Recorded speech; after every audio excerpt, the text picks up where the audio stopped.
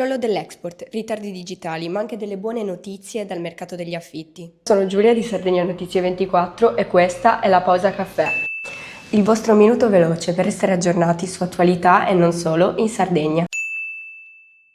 Oggi parliamo di export, banda larga e case in affitto. Partiamo dai dati meno incoraggianti. Nel secondo trimestre del 2025 l'export sardo è calato del 17,3% rispetto all'anno scorso. A pesare sono soprattutto energia e prodotti raffinati, mentre altre aree d'Italia registrano crescite significative. Spostiamoci ora alle connessioni veloci e a come vanno le imprese sarde. Sul fronte digitale l'isola resta indietro. Solo il 36% delle piccole e medie imprese ha accesso alla banda ultralarga, contro quasi la metà a livello nazionale. Meglio le famiglie con circa il 60% di copertura, ma le differenze territoriali restano forti. E mentre Cagliari sfiora il 90%, Oristano non arriva alla metà. Chiudiamo però con una buona notizia. Il mercato degli affitti in Sardegna è fra i più redditizi d'Italia. Sassari sfiora l'8% annuo, Oristano supera il 7% e Cagliari resta sopra il 6%, a fronte di una media nazionale del 5,8%. Questa era la pausa caffè di oggi, ci vediamo presto con altre notizie, buona giornata.